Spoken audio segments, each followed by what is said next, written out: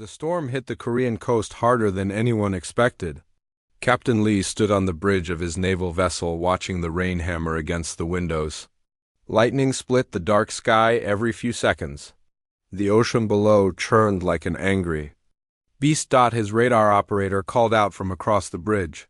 Something big was falling from the sky. Lee grabbed his binoculars and looked up through the storm. A massive shape was dropping through the clouds. It was not a meteor. The object had structure.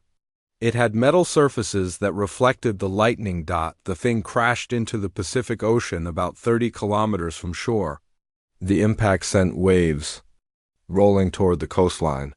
Lee felt his ship rock from the force. Water shot up into the air like a giant fountain. Then everything went quiet except for the storm. Lee ordered his crew to investigate.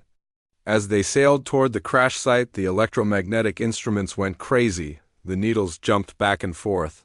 Radio signals turned to static. The computers flickered on and off. When they reached the location, Lee could not believe what he saw. A huge ship floated half submerged in the water. It was easily 4 times longer than his naval vessel. The hull was made of some kind of dark metal that seemed to absorb light. Strange symbols covered the surface. Crystalline structures jutted out from various points along the ship. Lee had been in the Navy for 20 years. He had seen many different types of ships. This was not built by any nation on Earth. The design was completely alien.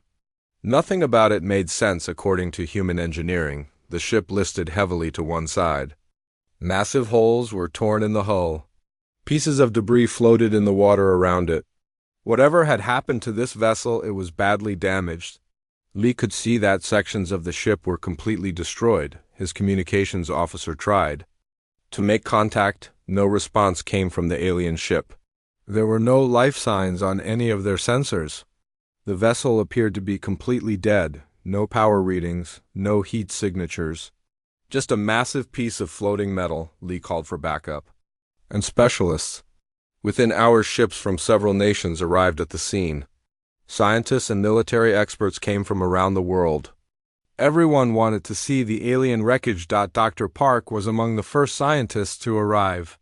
She was an archaeologist from Seoul National University. Her job was studying ancient civilizations. Now she faced something that was not from Earth at all. Park suited up in diving gear and descended into the water with a small team.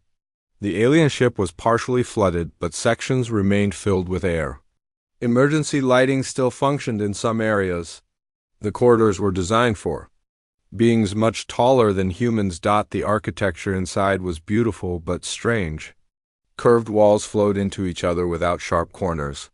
The ceiling had patterns that seemed to shift when she was not looking directly at them. Everything felt organic rather than mechanical. Park found what appeared to be the bridge. Massive screens covered the walls, but they were all dark. Control panels had symbols she could not read. Strange chairs were positioned around the room. They were designed for beings with different body shapes than humans. In the center of the bridge was a large crystalline structure. It pulsed with a faint blue light. Park approached it carefully. As she got closer, her equipment detected unusual energy patterns. The crystal seemed to be some kind of computer or data storage device. Her team spent hours exploring the ship. They found living quarters designed for tall, thin beings. The beds were too long and narrow for humans.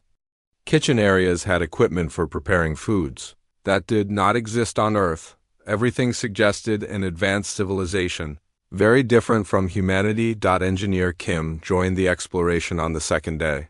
He was fascinated by the propulsion systems. The engine room was massive. Strange machines filled the space from floor to ceiling.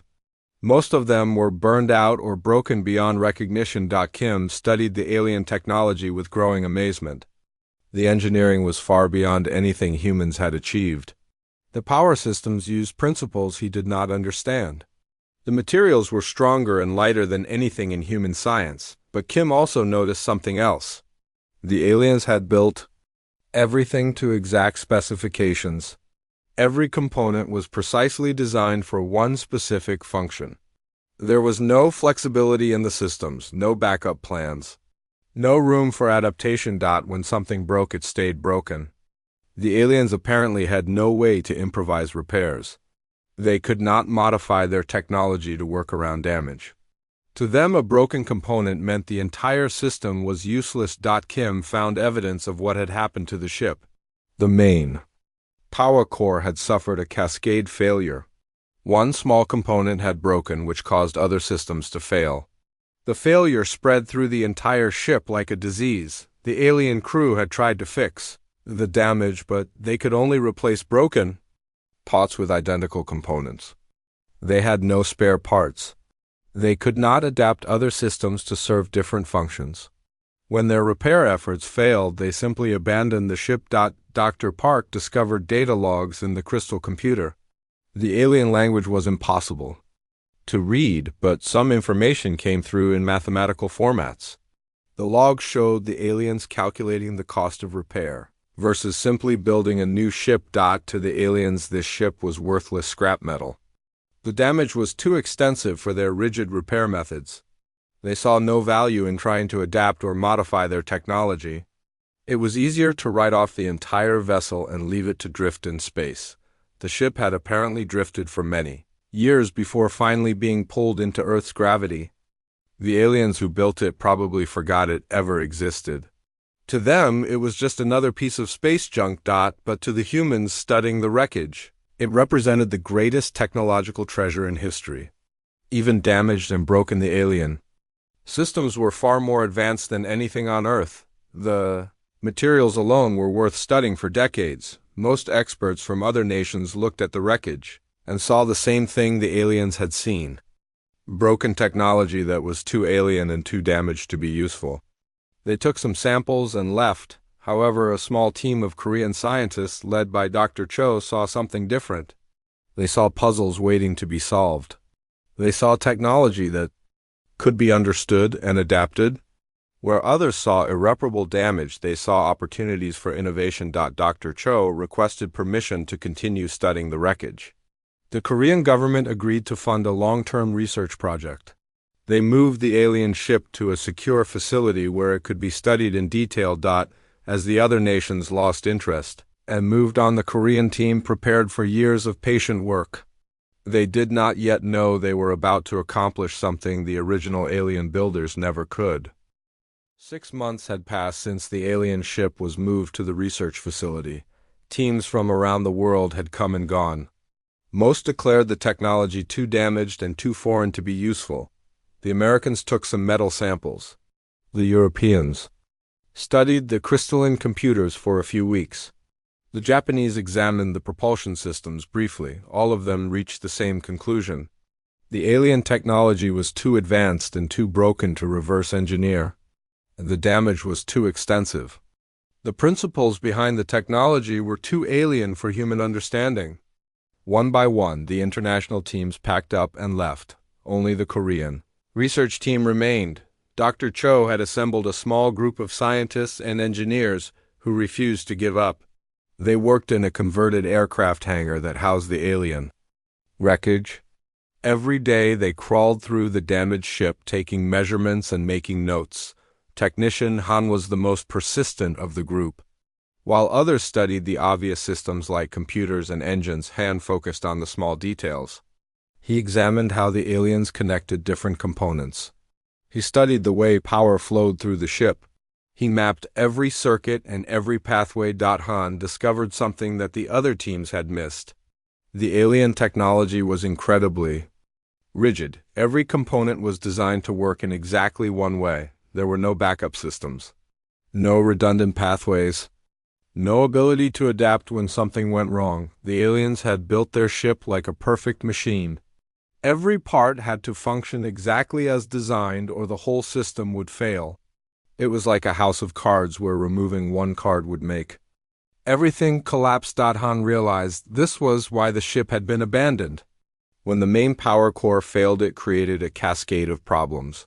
Other systems that depended on precise power levels stopped working. Components that needed specific input signals went dark. The aliens could not adapt their technology to work around the damage. Dr. Yang joined the project in the 7th month. She was a materials scientist who specialized in adaptive engineering.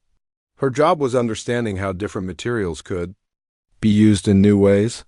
She brought a completely different perspective to the alien technology. Yang studied the crystalline structures that appeared throughout the ship. The aliens had grown these crystals to exact specifications. Each crystal was designed for one specific function. When a crystal was damaged, it became completely useless, but Yang saw something else. The basic properties of the crystals were still intact even when they were damaged. The crystals could still conduct energy and store information. They just could not do it in the precise way the aliens had intended. Yang began experimenting with damaged crystals. She found ways to use them for different purposes than their original design. A broken navigation crystal could still store data. A cracked power crystal could still conduct electricity, just not at the original voltage levels. The key was not trying to repair the crystals to their original state. Instead, Yang learned to work with their damaged condition. She found new applications that took advantage of their altered properties. Dr. Cho watched his team make slow but steady progress. While other research groups had given up after finding too much damage, the Korean team was learning to see damage as opportunity. Where aliens saw failure, humans saw puzzles to solve. Engineer Won joined the project to study the propulsion systems. The alien engines used principles that were far beyond current human technology. The main drive had suffered catastrophic damage. That would be impossible to repair using alien methods, but Won did not try to repair the engines to their original condition. Instead, he studied how they worked and began designing human alternatives. The aliens used exotic materials that humans could not produce. Won found ways to achieve similar results using materials and techniques that humans could manufacture. Won built small test models using human technology to replicate alien engineering principles. His prototypes were crude compared to the original alien systems, but they worked. More importantly, they could be repaired and modified using human methods. The breakthrough came when Dr. Kang joined the team. She was a neural interface specialist who studied how human brains could connect with computer systems. The alien ship had navigation systems that required direct mental connection with the pilot. The aliens who built the ship had specific neural patterns that allowed them to interface with their technology.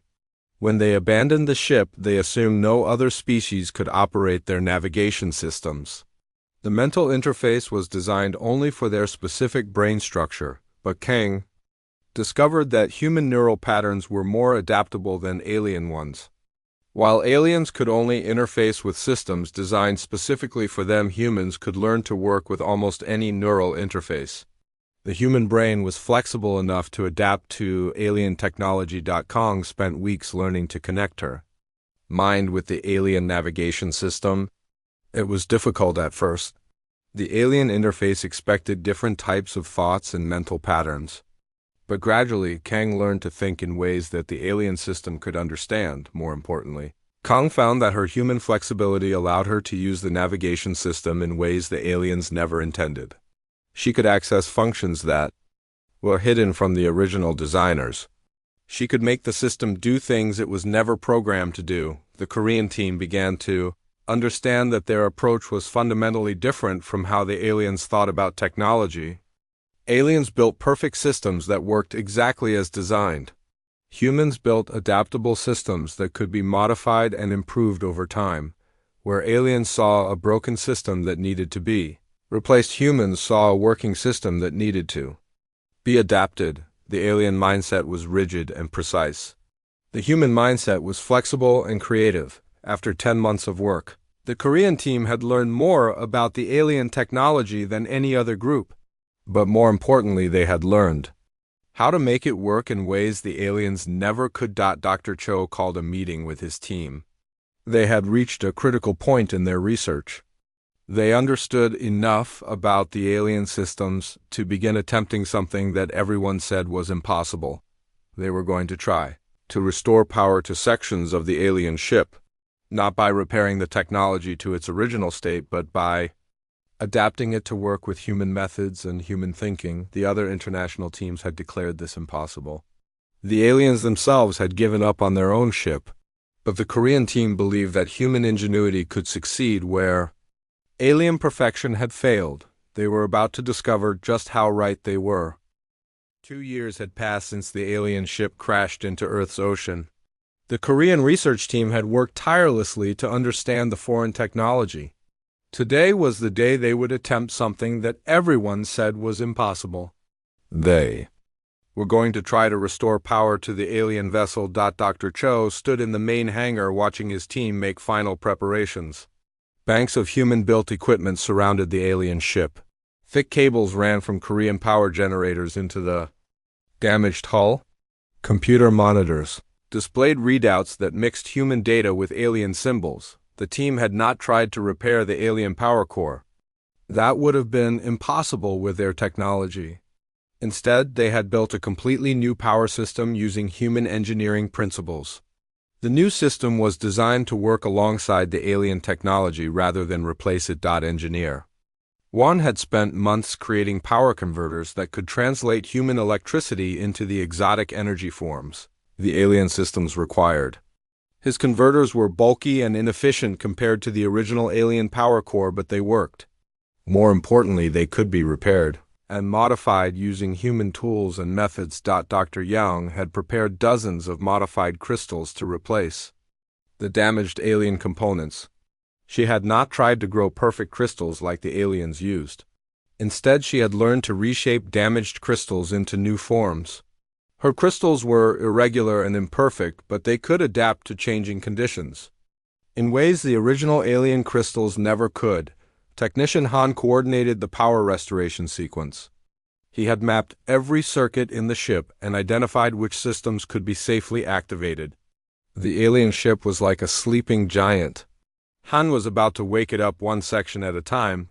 Dr. Kong prepared to interface with the alien navigation system.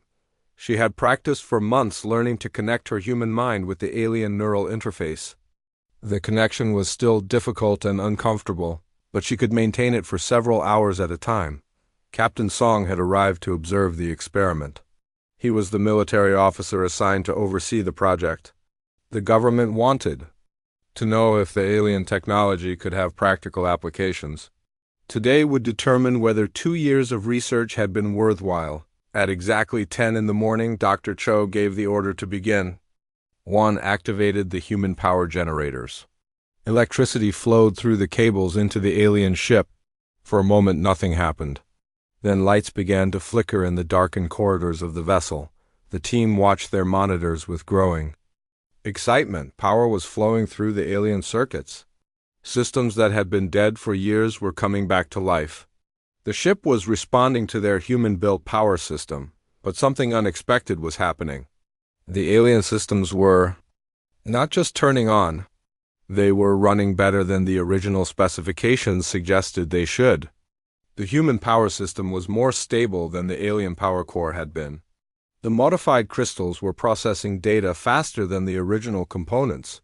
Han stared at his readouts in amazement. The power distribution was smoother than anything in the alien technical manuals. The human generators provided steady, reliable power while the original alien system had been subject to fluctuations and surges. Yang watched the modified crystals adapt to the changing power levels. When the system demanded more energy, the crystals automatically adjusted their properties. When less power was needed, they scaled back their consumption. The original alien crystals had been fixed at specific operating parameters and could not adapt to changing conditions. Dr. Kong activated the neural interface and connected her mind to the navigation system. Immediately, she felt the difference from her previous attempts. The system was more responsive. The alien computer seemed to understand her human thoughts more clearly. As Kong explored the navigation system, she discovered something remarkable. Her human brain was accessing functions that had been hidden from the alien designers.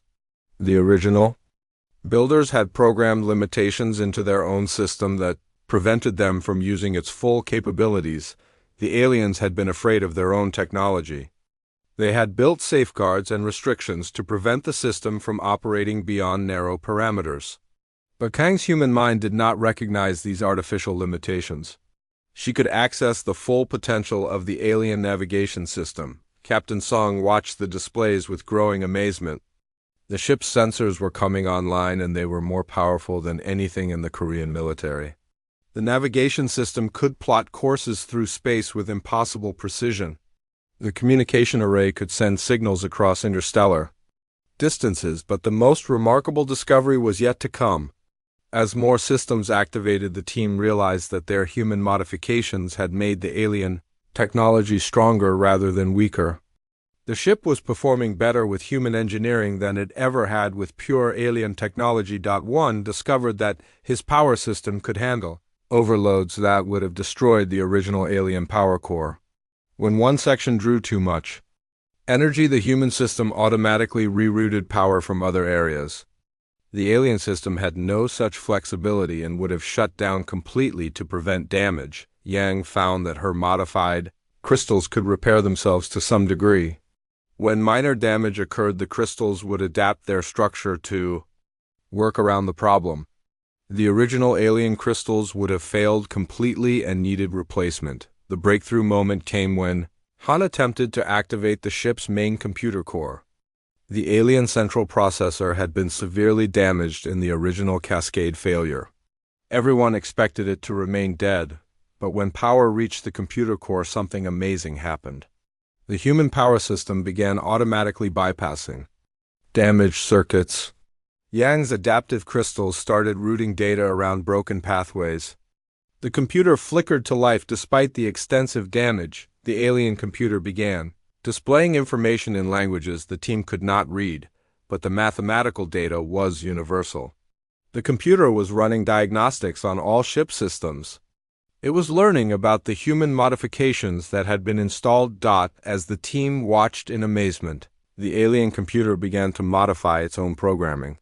It was adapting to work with the human engineering rather than fighting against it.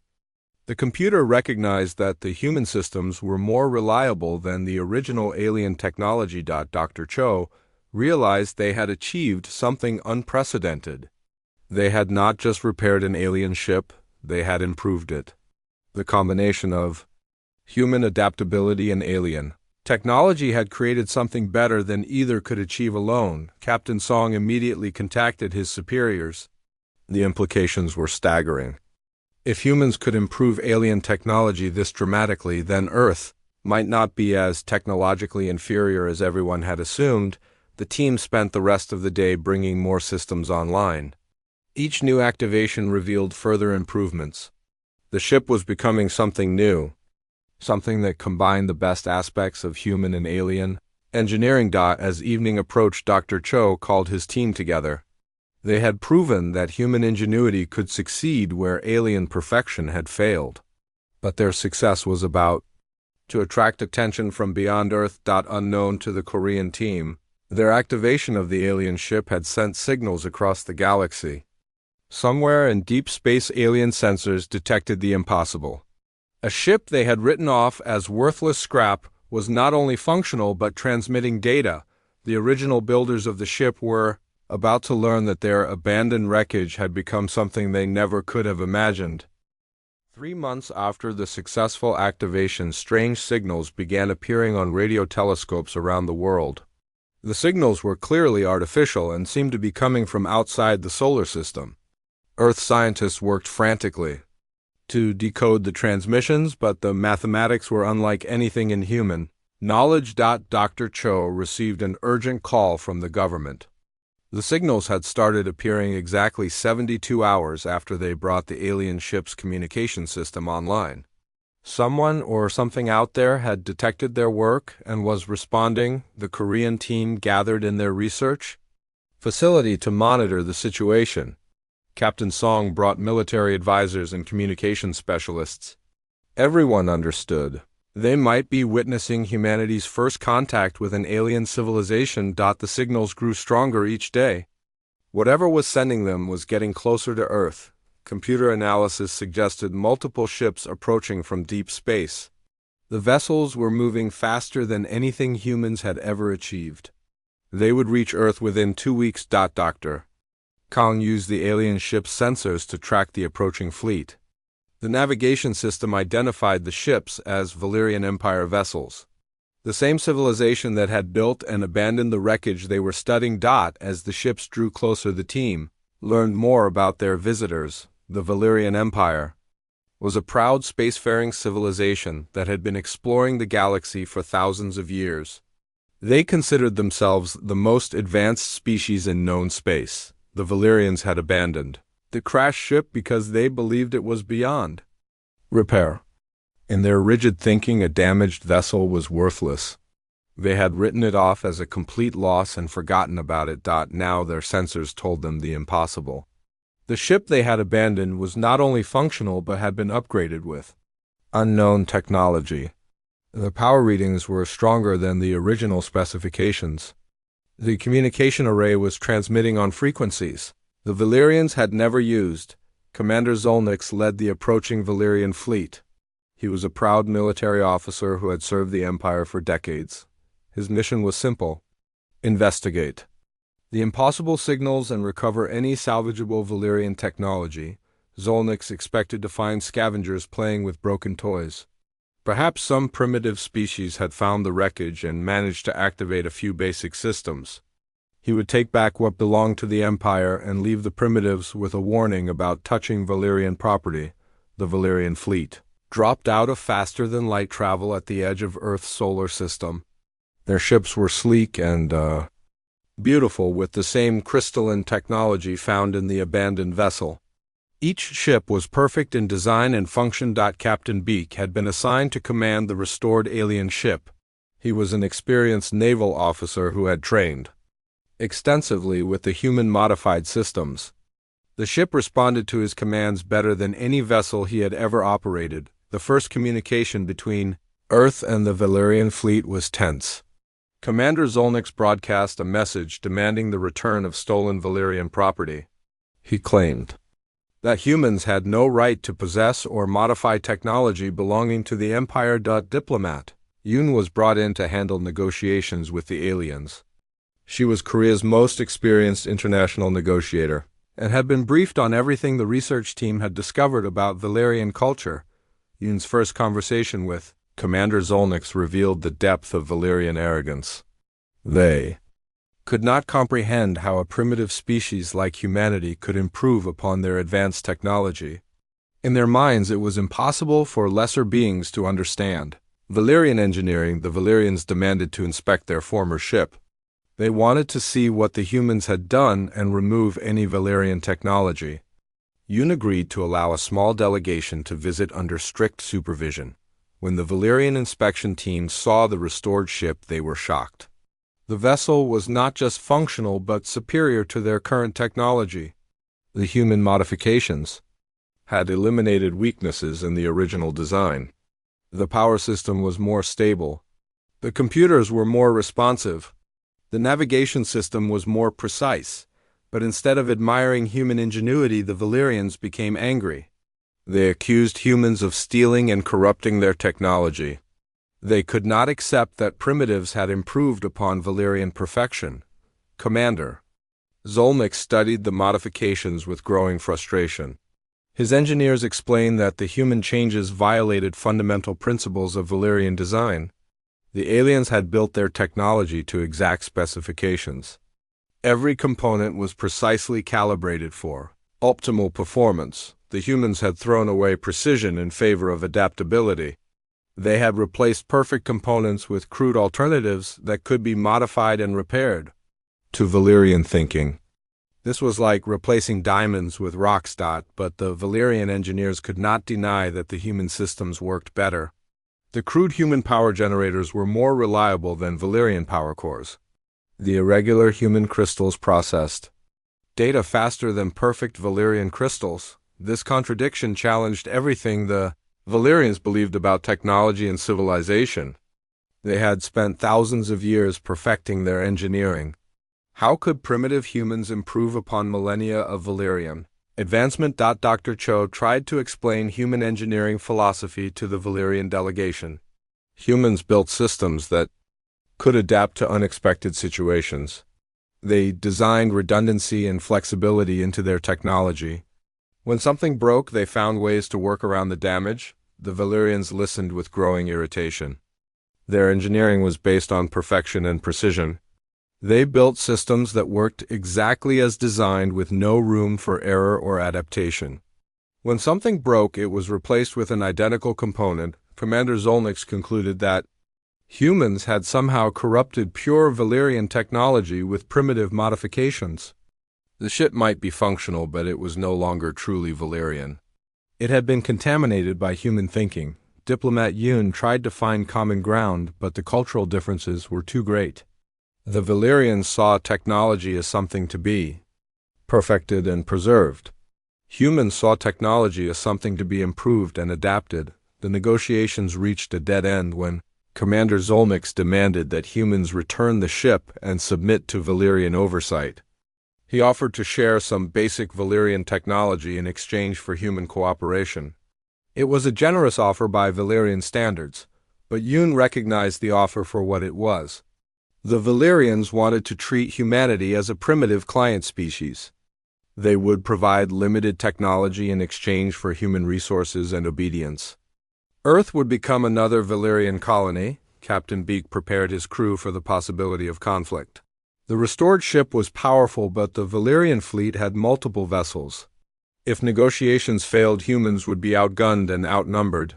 The final negotiation session ended in anger and threats. Commander Zolnix gave humanity 24 hours to surrender the ship and accept Valyrian authority.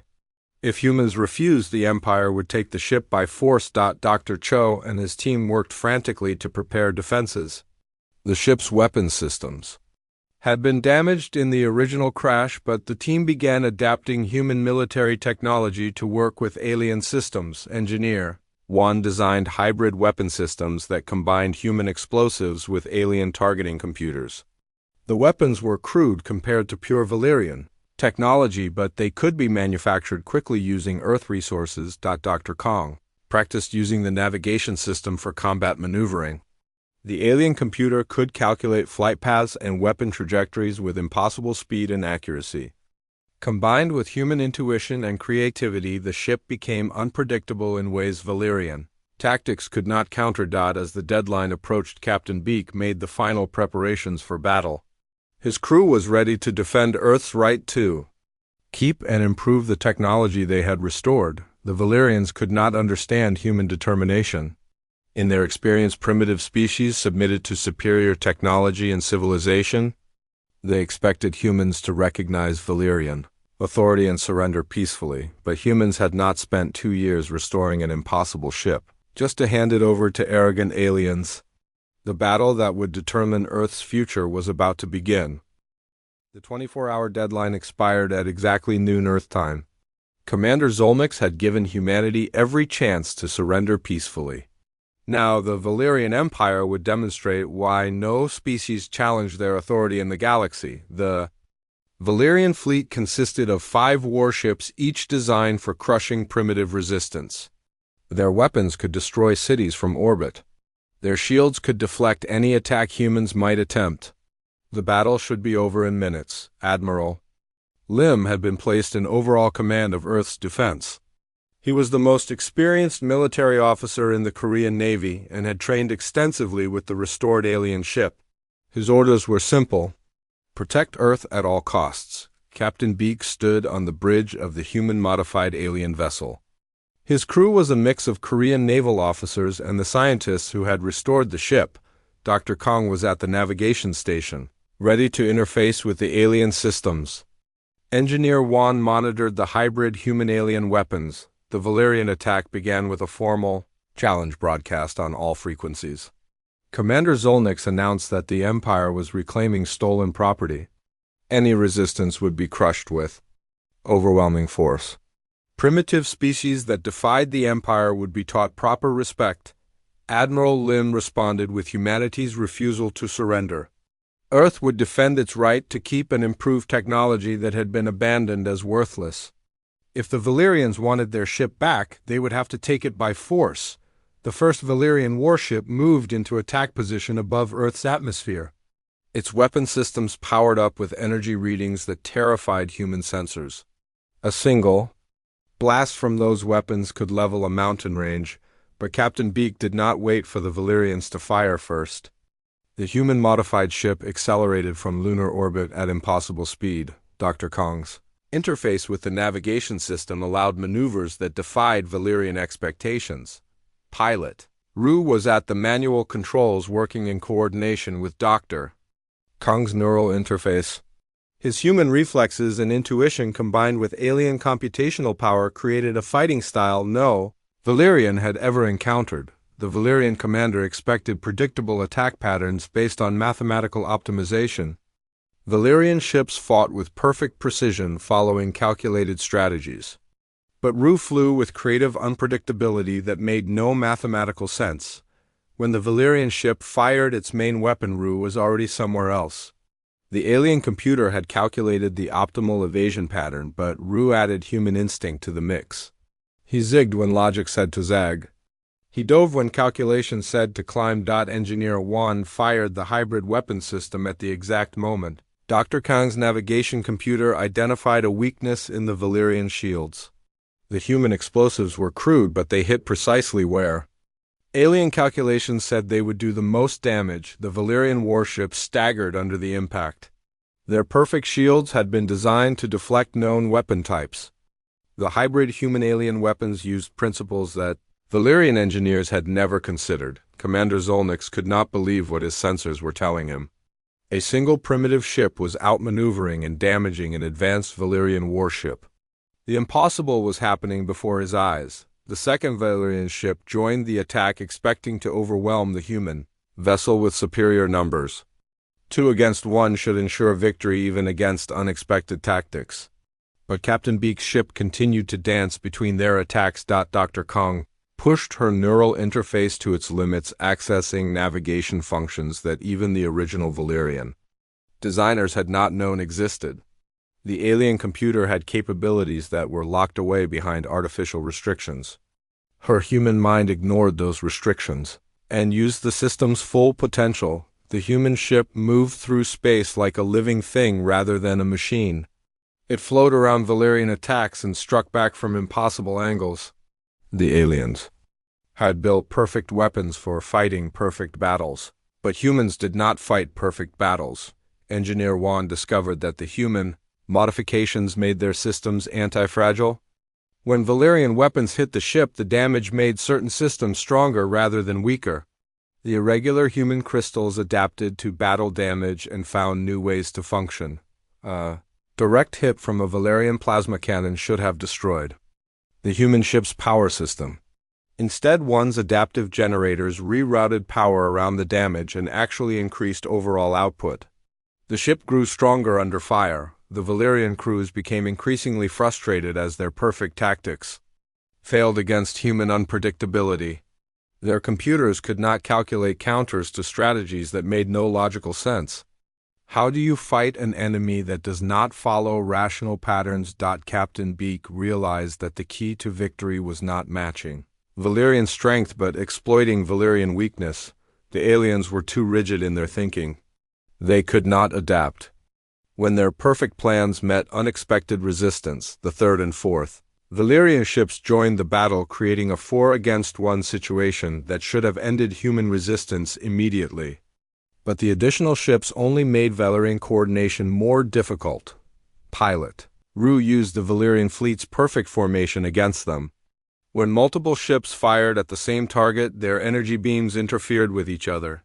Rue flew patterns that caused the aliens to disrupt their own attacks. Dr. Kong accessed the alien communication system and began broadcasting false signals to the Valyrian fleet. The aliens used precise coordination frequencies that could be spoofed by someone who understood their rigid protocols. The false signals caused momentary confusion in Valyrian formations. Ships hesitated or changed course at critical moments. The disruption lasted only seconds, but Rue and Wan used those seconds to devastating effect. Engineer One's weapons had evolved during the battle. The human-alien hybrid systems learned from each engagement and modified themselves for greater effectiveness. The weapons were literally getting better at killing Valyrians with each shot. The battle reached its climax when Commander Zolnix brought his flagship into direct combat. The command ship was larger and more powerful than the other Valyrian vessels. Its weapons could destroy the human ship with a single hit, but Admiral Lim had been coordinating with Earth's military throughout the battle. Human forces launched missiles and energy weapons from surface installations. The attacks were primitive by Valyrian standards, but they created additional distractions. Captain Beak used the surface attacks as cover for a desperate gambit. He flew directly toward the Valyrian flagship at maximum speed. Dr. Kong calculated a collision course that would destroy both ships. Commander Zolnix ordered evasive maneuvers, but his ship was too large and massive to change course quickly. The Valyrian flagship began a slow turn away from the approaching human vessel. At the last second, Rue pulled the ship into an impossible spiral that took it under the Valyrian flagship's shields. Juan fired every weapon directly into the enemy ship's unprotected underbelly. The hybrid weapons tore through Valyrian armor like paper. The flagship's main reactor went critical and exploded in a spectacular display of light and energy. Commander Zolnix and his crew were vaporized instantly. The most advanced ship in the Valyrian fleet had been destroyed by primitive human tactics. The remaining Valyrian ships retreated immediately. Without their commander and flagship, the fleet was leaderless and demoralized. They had suffered the impossible defeat of advanced technology by primitive ingenuity. Captain Beak's ship was heavily damaged but still functional. Engineer 1's adaptive systems were already beginning repairs. The human crew had achieved the unthinkable. They had defeated a superior alien fleet using creativity and adaptability. Admiral Lim broadcast a message to the retreating Valyrians. Earth claimed victory in the battle and demanded that the Empire recognize human independence. Any future attacks would be met with the same determined resistance. The news of humanity's victory spread across Earth within hours. The impossible had happened. Human technology enhanced by alien systems had defeated the galaxy's most advanced civilization, but the victory would have consequences far beyond Earth. The Valyrian Empire's reputation for invincibility had been shattered. Other alien species would learn that the Empire could be defeated. More importantly, humans had proven that their approach to technology was superior to alien perfection. Adaptability and creativity had triumphed over precision and rigid thinking. The battle was over, but the real changes were just beginning. News of humanity's impossible victory against the Valyrian Empire spread across the galaxy faster than anyone expected. Within weeks, alien species from dozens of star systems were sending messages to Earth. The galaxy had learned that the mighty Valyrians could be defeated. Dr. Sol had been appointed as Earth's first director of interstellar relations. Her job was coordinating with the growing number of alien civilizations that wanted to contact humanity. Every day brought new messages from species seeking alliance against Valyrian dominance. The first aliens to visit Earth were the Kethrin Republic. They had been under Valyrian control for over 2 centuries. Their home system provided raw materials for the Empire in exchange for basic technology and protection. The arrangement had made them dependent on Valyrian engineering. Ambassador Thane led the Kethrin delegation to Earth. He was amazed by what humans had accomplished with abandoned Valyrian technology. His people had access to functioning Valyrian systems, but had never thought to modify or improve them. Dr. Sol showed the Kethrin delegation through the research facility where the alien ship had been restored. Ambassador Thane could not believe that humans had improved upon technology. His people considered perfect and unchangeable. The Kethrins had suffered for generations under rigid Valyrian engineering. When their systems broke down, they had to wait for official Valyrian repair teams. They were forbidden from attempting their own modifications or improvements. Independent innovation was considered a crime against the Empire. Engineer 1 explained to the Kethrin engineers how human adaptive techniques could be applied to their technology. The key was not trying to maintain perfect systems, but building systems that could evolve and improve over time. Dr. Yang demonstrated her crystal modification techniques using samples of Kethrin technology. Within hours, she had improved the efficiency of their power systems by 30%. The Kethran engineers watched in amazement as crude human methods surpassed centuries of Valyrian optimization. Other alien species followed the Kethran example. The Zephyrian Confederation sent a science team to study human engineering methods. The Alteran Free Worlds requested assistance upgrading their defense systems. The Nexian Trade Alliance wanted to learn human manufacturing techniques. All of these civilizations had the same problem. They had become dependent on Valyrian technology and Valyrian thinking. Their own innovation had been suppressed by the Empire's insistence on technological purity and conformity. Dr. Cho organized the first interstellar engineering conference on Earth. Scientists and engineers from 20 different species gathered to share knowledge and learn human adaptive techniques. The conference marked the beginning of a new era in galactic technology. Captain June was chosen to command Earth's first exploration fleet. The ships were built using hybrid human-alien technology that combined the best features of multiple civilizations. Each vessel could adapt to different environments and situations without requiring specialized equipment. The exploration fleet's first mission was to contact isolated civilizations that had been cut off from galactic trade by Valyrian restrictions. Many species had been forbidden from developing their own technology or trading with other civilizations. The humans found dozens of worlds where alien peoples had been forced to use primitive technology while the Valyrians extracted their natural resources.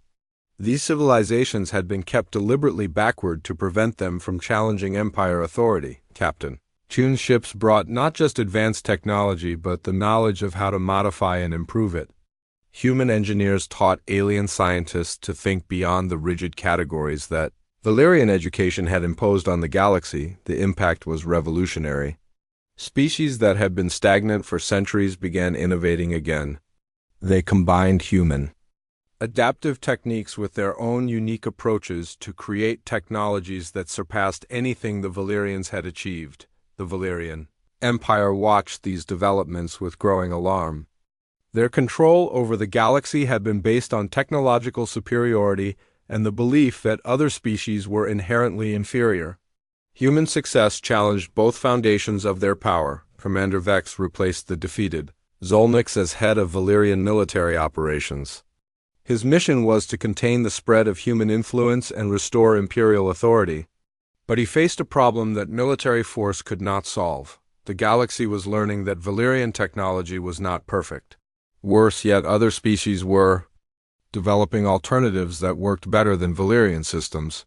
The Empire's monopoly on advanced technology was collapsing. Vex attempted to blockade systems that were trading with Earth, but the effort backfired.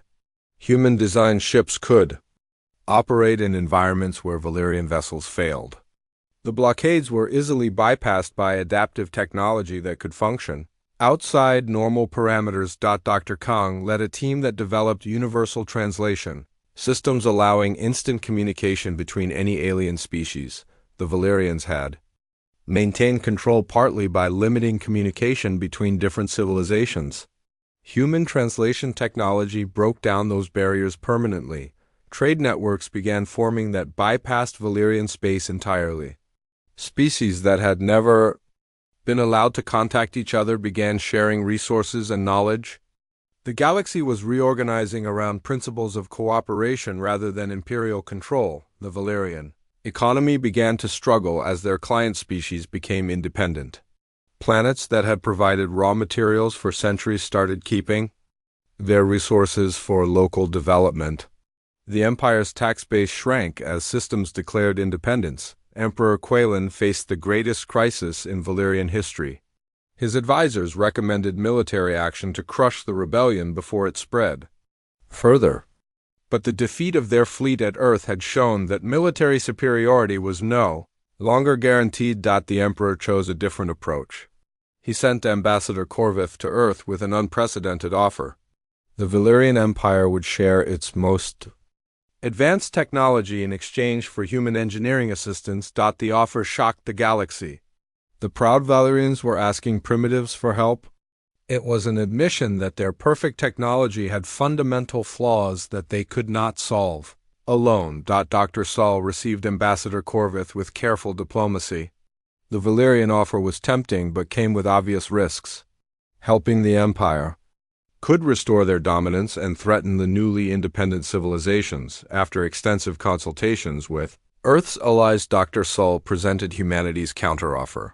Earth would provide engineering assistance, but only as part of a galaxy-wide technology sharing program. The Valyrians would have to abandon their imperial structure and join an equal partnership of civilizations. Ambassador Corvith was appalled by the suggestion.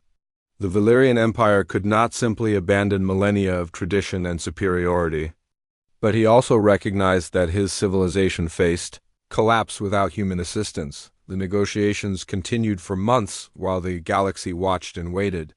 Other species offered their own technologies and resources to sweeten the deal. They wanted to ensure that any agreement would prevent the return of Valyrian dominance. In the end, Emperor Quaylan had no choice but to accept. The Valyrian Empire officially dissolved itself and joined the new Galactic Cooperative Alliance.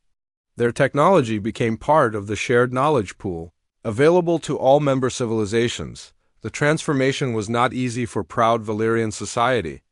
Many found it difficult to work as equals with species they had previously considered inferior. But younger Valyrians embraced the new opportunities for innovation and growth. Captain Beak was promoted to admiral and given command of the Galactic Defense Force. The new organization included ships and crews from dozens of different species, all using hybrid technologies that combined the best features of multiple civilizations. The galaxy had become a very different place. Instead of one empire controlling everything through technological superiority, there was now a network of independent civilizations sharing knowledge and resources freely. Humanity had not conquered the galaxy through military might. Instead, they had transformed it by proving that cooperation and adaptability were superior to domination and rigid perfection. The abandoned alien wreckage had become the seed of a new galactic civilization. Dr. Cho looked up at the stars from his laboratory on Earth. Somewhere out there, human engineers were working alongside alien scientists to solve problems that neither could handle alone. The galaxy was finally reaching its full potential. The broken starship that had crashed into Earth's ocean had indeed become the ultimate weapon. Not a weapon of destruction, but a weapon against stagnation and oppression. It had shown the galaxy that there was always a better way forward.